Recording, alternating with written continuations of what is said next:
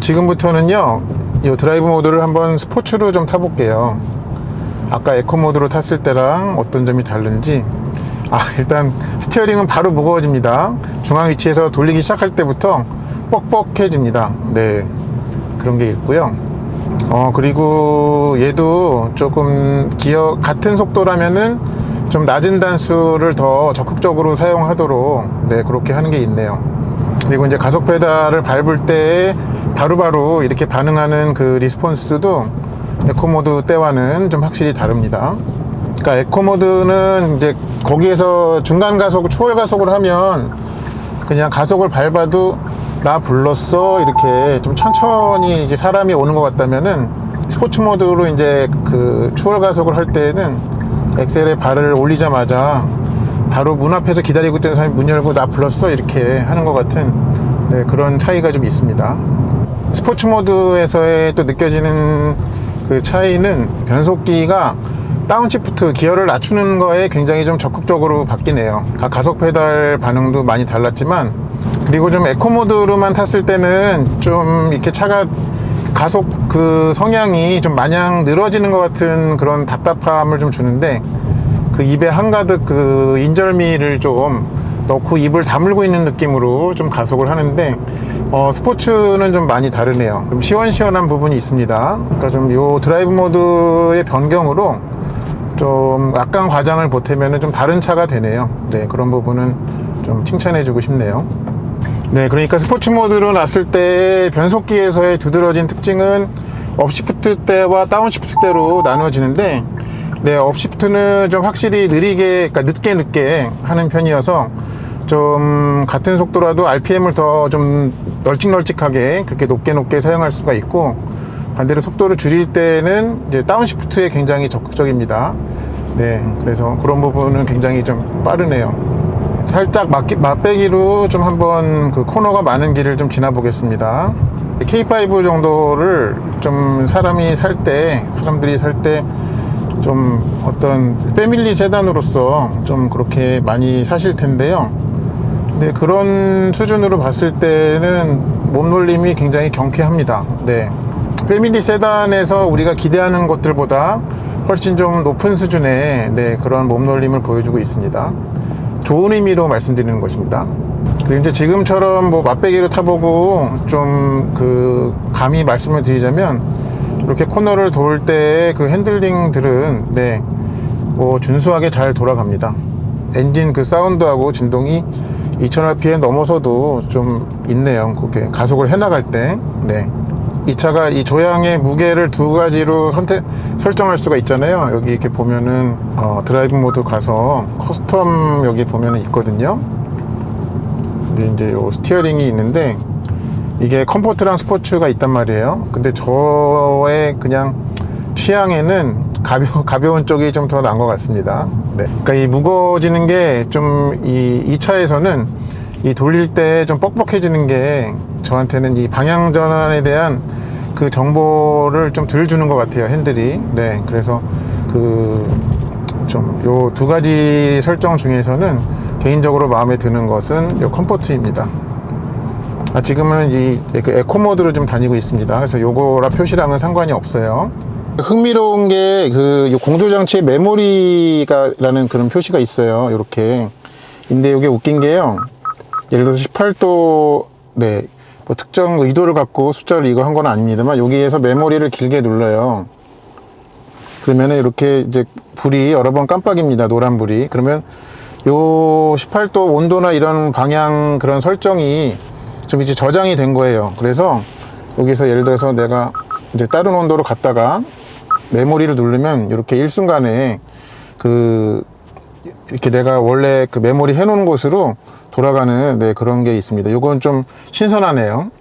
제가 일부러 한번 이 차로 유지 장치를 좀 한번 괴롭혀 볼게요. 그래서 한번 두 손을 좀 일부러 한번 띄고 갈 때 어떻게 차가 운전자를 타이르는지 한번 보겠습니다. 제가 조금 전에 손을 띄었고요.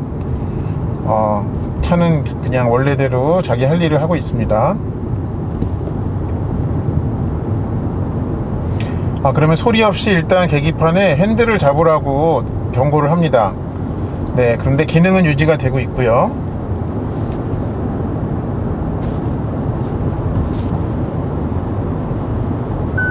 그리고 그걸 무시했더니 이제 그림 색깔을 빨갛게 하면서 이제 경고음을 냅니다. 근데 역시 지금도 기능은 유지를 하고 있어요.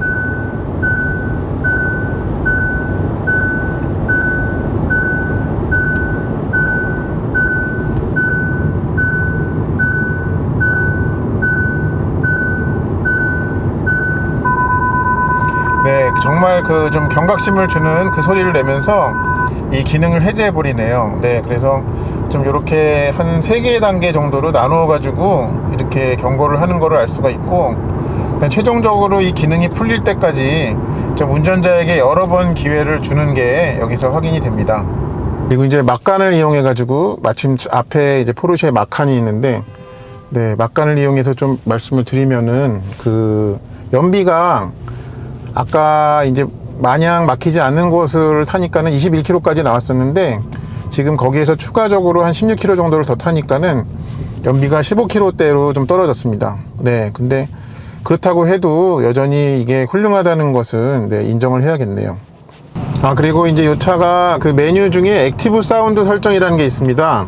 그러니까 엔진 사운드를 좀 효과음을 내는 그런 기능인데, 지금 제가 주행하고 있는 모드는 컴포트고요. 요거를 지금 낮은 RPM을 이제 유지하고 있는데, 뭐 끈거나 아니면은 제일 강하게 해도 이렇게 차이를 잘 모르겠어요. 이렇게 여기 이 컴포트 모드에서는 차이가 별로 이렇게 발생하지가 않아요. 그냥 없다고 보입니다. 근데 이제 드라이브 모드를 스포츠로 하잖아요. 그럼 여기서부터는 바로 앞쪽에서 이렇게 고동감이 있는, 네, 그런 소리가 좀 이렇게 생깁니다. 그러니까 앞쪽 스피커를 이용하는 것 같아요, 이게. 근데 요거를 이제 끄면은 소리가 안 나고, 근데 요거를 강하게 하면은 바로, 네, 이런 식으로, 네, 좀 이렇게 정말 스포티하게, 네, 이렇게 소리가 효과음이 이렇게 나네요. 재밌습니다. 제가 이 차에 이제 무선 충전 기능 관련해 가지고 처음에 굉장히 좀 그 멍청한 실수를 좀 할 뻔했습니다. 부끄럽지만 이 영상에서 좀 공개를 해야 됐기에 좀 말씀을 드립니다. 여기다가 이렇게 되는 거가 들어가지가 않는 거예요, 처음에 생각을 했을 때. 그래서 이게 아이폰 11 프로 맥스가는 화면이 큰 전화기는 못 들어가나 막 이렇게 했었는데, 그게 아니라 요 밑에 열리는 데가 있죠. 그걸로 이렇게 넣어야 됩니다. 그러면은 이렇게 수납이 되고, 이게 좀 안정적으로 이렇게 됐으면 그렇게 고정이 되더라고요. 그러면서 이렇게 이렇게 되는 것입니다. 그리고 요 밑에 요 부분은 보니까 이렇게 뺄 수도 있더라고요. 그러면 좀 더 넓은 수납 공간도 나옵니다. 지금 여기 보이는 것처럼 주차는 가능은 하지만, 여기 들어갔다가는 이제 사람이 문 열고 나오기 힘들 경우 요 차를 원격 주차를 한번 해보겠습니다. 일단 키로 그 문을 잠그고요. 홀드를 길게 누릅니다. 그럼 시동이 이렇게 걸리죠. 그리고 리모컨에 있는 후진을 이렇게 누릅니다. 그럼 어떻게 되는지 한번 볼게요. 네, 지금 굉장히 좁은 곳을 차가 이렇게 잘 들어가고 있습니다. 더 들어가도 되는데,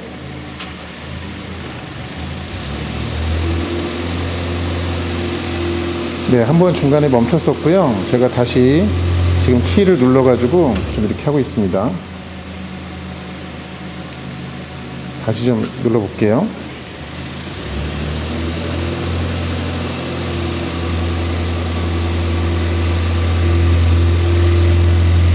네, 이렇게 했고요.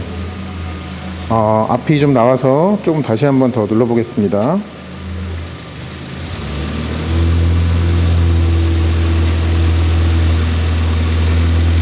네, 이렇게 키에서 이제 버튼에서 그 손을 떼면은 이렇게 차가 멈춥니다. 그리고 동작이 완료됐다는 것을 비상등으로 이렇게 보여줍니다. 그래서 사람이 굳이 차에 안 타고 있어도 이렇게 주차가 가능하네요. 이번에는 아까 원격으로 좁은 칸에 넣었던, 그 좁은 주차칸에 넣었던 K5를 같은 공간에서 빼보겠습니다. 아까 넣을 때는 차가 이렇게 한 번에 들어가질 않고 한 서너 번에 끊어가지고 나누어서 결국 넣을 수가 있었는데요. 이 차가 다 빠져나오는 거는 한 번에 할 수 있는지 그걸 좀 한번 궁금해서 해보겠습니다.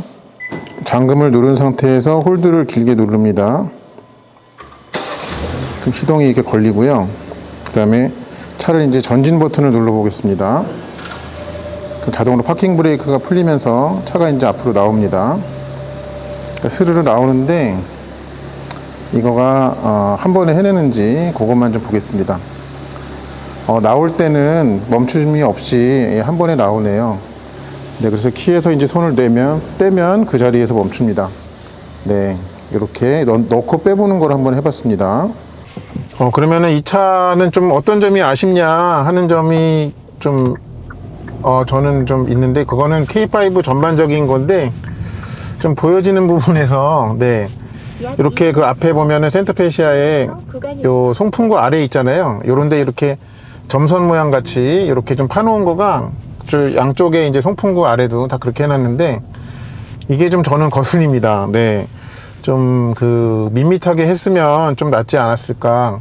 이게 이제 이 차의 테일 램프를 좀 밤에 보면은 양쪽이 이렇게 연결돼 있으면서 중간중간에 이렇게 점선처럼 끊어놓은 부분이 있는데, 그런 것들을 좀 여기에다가도 이렇게 대입을 시킨 것 같아요. 그리고 또 앰비언트 라이트, 이제 제가 그 야간에 찍은 거 한번 앰비언트 라이트를 좀 보여드릴게요. 그럼 거기도 또 이렇게 촘촘하게 좀 칸칸이 이렇게 있습니다. 네, 근데 좀 제가 생트집을 잡는 게 아닌지는 모르겠지만 좀 그거는 좀 마음에 들지는 않네요.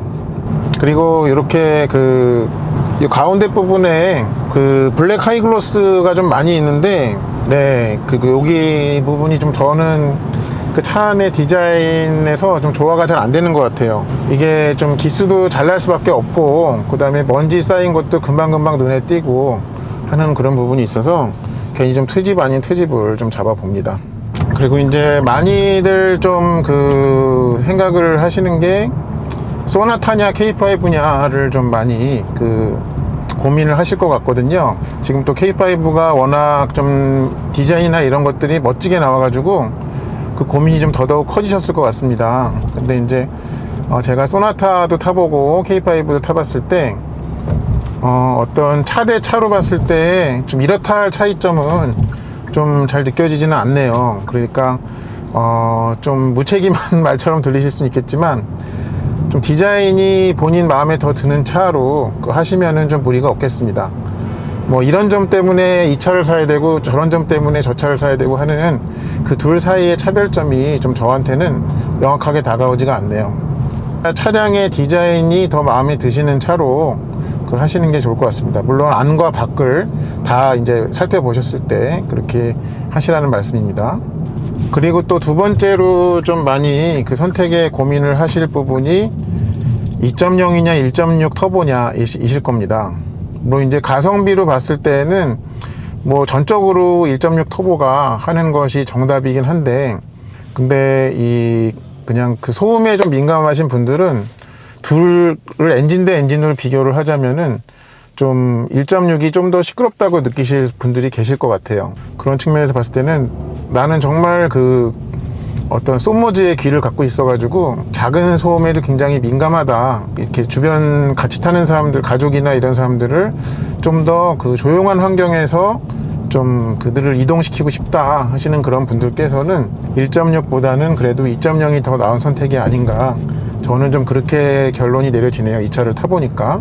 네, 이상으로 신형 K5 1.6 터보의 일상 주행 상황에서의 리뷰를 좀 마치도록 하겠습니다. 시청해 주셔서 감사드리고요.